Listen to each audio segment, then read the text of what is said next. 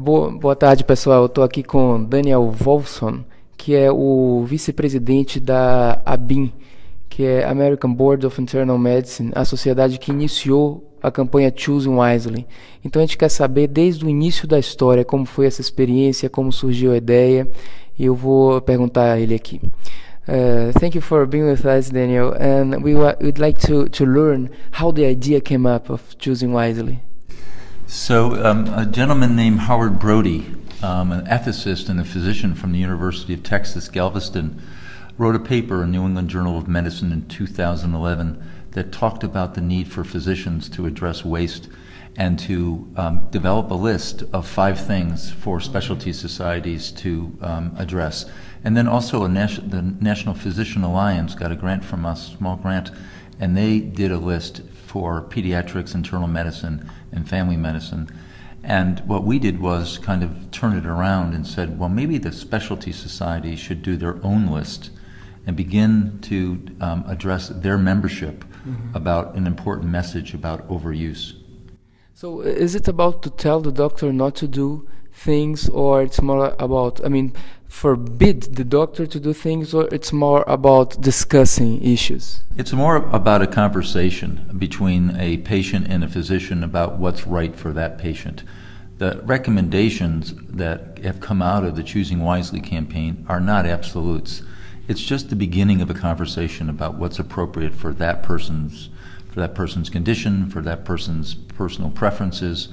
But this campaign is built on having good conversations about what is wasteful and doesn't have benefit to the patient and puts them at risk unduly and potentially at harm. So it's clearly about less is more, but it's also about don't do certain things that we know doesn't work. And I think it's very, very clear that it's about overuse. But there is another thing besides overuse, that is don't use this because it doesn't work. Do you think it's part of the message too? I think that part of the message is what things to question and what doesn't have evidence or significant evidence, or whether there's evidence that says there is more risk than benefit. And it's just questioning. It's beginning the conversation with a question: do I need this test? And why do I need this test or procedure? And why the physician should think about why they need that test and procedure, and to have that kind of educated conversation between the patient and physician, with patient armed with some easy to read language by our partner Consumer Reports, and on the other side with information from the specialty society on when to do this procedure and when not to do this procedure. So why do you think that as physicians and sometimes patients tend to think towards the more and more paradigm instead of less is more? Why we have this culture? Well, I think it's a very complex question. I think it's multifactorial. I think in America it's sometimes based on our fee-for-service system where we get paid per unit.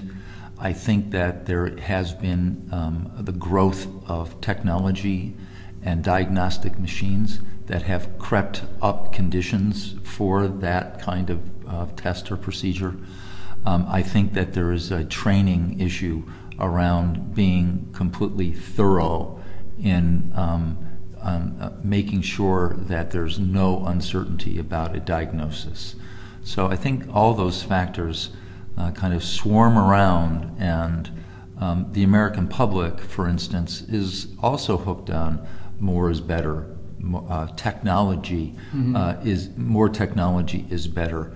So both patient and physicians are hooked on more technology, and I think there's also a poor understanding by the patients of what risk and harms there are, and probably poor communication from the physician about what are the absolute risks versus relative risks, for instance. And that kind of communication doesn't go on. So I think we have we overestimate benefits and we underestimate harms. And both the physician and the patient do this over assessment of risk and benefit.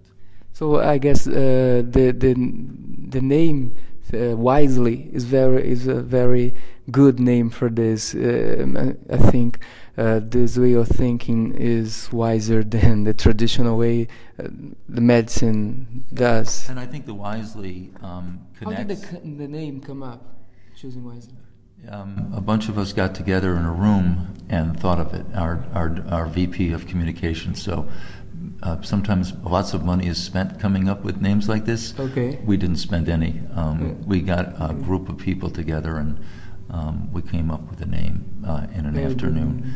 But the name is nice because wisely, I think, refers to the evidence, and the choice refers to the different options that the physician needs to talk about.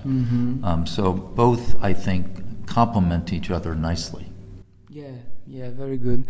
How about cost? Is it about saving cost? No, it's not. It might be a byproduct, but what we're really focused on is patient safety, doing no harm, improving quality, getting better care, getting the right care at the right time by the right practitioner. So cost is not factored in, and it might be a byproduct, but really what we're after is better care. Yeah. So thank you very much. It was a very good interview. I think the way we talked is very clear to people to understand the concept of choosing wisely. And thank you for being with us this couple of days. Ciao. Ciao.